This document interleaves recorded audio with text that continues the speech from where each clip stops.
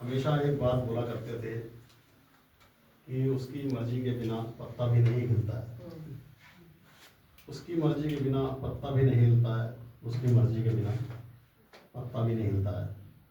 एक दिन मैंने गरीबदास अंकल से पूछा कि आप हमेशा एक ही बात बोलते रहते हैं कि उसकी मर्जी के बिना पत्ता भी नहीं हिलता है, उसकी मर्जी के बिना पत्ता भी नहीं हिलता है, उसकी मर्जी के बिना पत्ता भी नहीं हिलता है। इस बात का मतलब क्या है? किसकी मर्जी के बिना पत्ता भी नहीं हिलता है?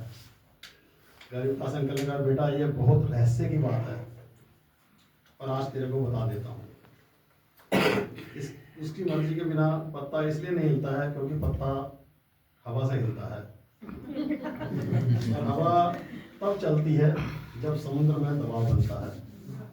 समुद्र में दबाव चांद की गुरुत्वाकर्षण शक्ति की वजह से बनता है। क्या बात। चांद सूर्य से शक्ति लेता है, सूर्य अन्य ग्रहों से शक्ति लेता है, अन्य ग्रह और ग्रहों से शक्ति लेते हैं।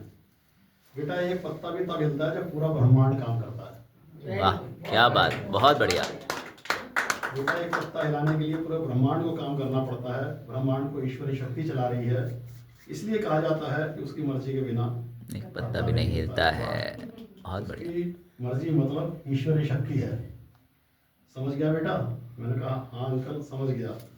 तो अंकल बोले, बेटा ये तो मैं तेरे को समझा रहा था, परंतु जो मैं बोलता हूँ कि उसकी मर्जी के बिना पत्ता भी नहीं हिलता है, यहाँ पर उसकी मर्जी का मतलब तेरी आंटी राजवंती है। मैं तेरी आंटी लाजवंती से बहुत डरता हूँ। मेरे बच्चे, मेरी बहुएं, मेरा पोता पोती सब लाजवंती के गंदे स्वभाव और उसकी गंदी जुबान से बहुत डरते हैं। लाजवंती की बदतमीजी का तो कोई अंत ही नहीं है, इसलिए घर में तो लाजवंती की मर्जी के बिना पत्ता नहीं हिलता है। वैसे ब्रह्मांड में उसकी मर्जी उसकी मर्जी के बिना पत्ता नहीं हिलता। क्या बात, क्या बात।